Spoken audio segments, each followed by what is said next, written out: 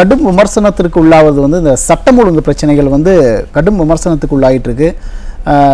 அதாவது குறிப்பாக பார்த்தீங்கன்னா திமுக ஆட்சிக்கு வந்த பிறகு இந்த சட்டம் ஒழுங்கே சரியில்லை, சட்டம் ஒழுங்கு சந்தி சிரிக்குது அப்படின்லாம் எதிர்க்கட்சிகள் தொடர்ச்சியாக ஒரு குற்றச்சாட்டை முன் வச்சுட்டே வராங்க. இருந்தாலும் கூட இந்த சட்டம் ஒழுங்கு பிரச்சனை இதுவரையும் அரசு வந்து கட்டுப்படுத்துகிற மாதிரி தெரியல. என்ன காரணம்னு நினைக்கிறீங்க? இப்போ சமீபத்தில் கூட பார்த்தீங்கன்னா காஞ்சிபுரம் டிஎஸ்பி வந்து கைது பண்ணியிருக்காங்க, நடவடிக்கை எடுக்கல அப்படின்ட்டு. இந்த விவகாரத்தில் நீங்கள் எப்படி பார்க்குறீங்க? என்னதான் நடக்குது இந்த சட்டம் ஒழுங்கு பிரச்சனையை கட்டுப்படுத்தாமல் இருக்கிறதுக்கு? அடிப்படையில் வந்து இது நீங்கள் கேட்குற கேள்வி மட்டும் இல்லை, தமிழ்நாடு மட்டும் இல்லை, உலகம் எங்கும் இருக்கக்கூடியவர்கள், தமிழகத்தை பார்க்கிறவர்கள் அல்லது இந்தியா முழுக்க இருக்கக்கூடியவர்கள், தமிழக அரசியலை பார்க்கக்கூடியவர்கள் கேட்கிற ஒரு வெட்கக்கேடான ஒரு கேள்வி என்று சொன்னால், தமிழ்நாட்டில் சட்டம் ஒழுங்கு எங்கே இருக்கிறது, அது ஏன் இப்படி கிடப்பில் கிடக்கிறது, இப்படி கேட்கக்கூடிய கேள்விகள் வந்து அரசை துளைத்து கொண்டிருக்கிறது. சந்தேகமே இல்லை. காரணம் அது என்னவென்றால், அந்த காவல்துறை என்று சொல்லக்கூடிய அந்த சட்டம் ஒழுங்கை பார்க்கக்கூடிய அந்த துறை இருக்கு பார்த்தீங்களா, அது முதல்வர் கையிலே இருக்கிறது.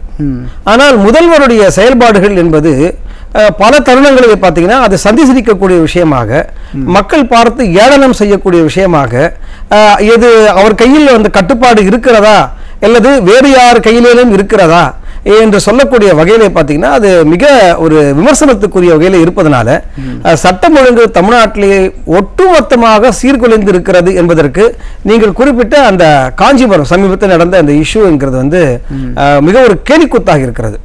என்ன வருத்தமாக இருக்கிறது என்றால், இந்த அரசாங்கம் என்ன சொல்லிக் கொண்டிருக்கிறது, பெருமையாக பீற்றிக் கொள்ளுகிற விஷயம் பார்த்தீங்கன்னு வச்சுக்கோங்களேன், இவர்கள் தான் சமூக நீதியை தூக்கி பிடிப்பவர்கள் என்பதாகவும், தந்தை பெரியார் படத்தை கொண்டு போய் இவங்க ஆக்ஸ்போர்டில் வச்சது சமூக நீதி என்று பேசுகிற அந்த எல்லா விஷயத்தையும் எடுத்து பார்த்தீங்கன்னா ஒரு புறத்திலே சமூக நீதியினுடைய காவலர்களாக தங்களை பிரதிபலித்துக் கொண்டிருக்கிறார்கள். ஆனால் மறுபுறத்திலே பார்த்தீங்கன்னா மக்களுடைய கேள்வி எங்கே இருக்கிறது, லா அண்ட் ஆர்டர் என்று சொல்லக்கூடிய சட்டம் ஒழுங்கு எங்கே இருக்கிறது என்கின்ற கேள்வி அது முன்னே வைக்கப்படுகிறது. இவை இரண்டையும் இவர்கள் பெருமை பீற்றுகிற விஷயத்தின் மீது தூற்றுதல் நிகழ்கிறது, இவர்கள் மீது தூற்றப்படுகிற விஷயத்தை இவர்கள் அலட்சியப்படுத்துகிறார்கள்.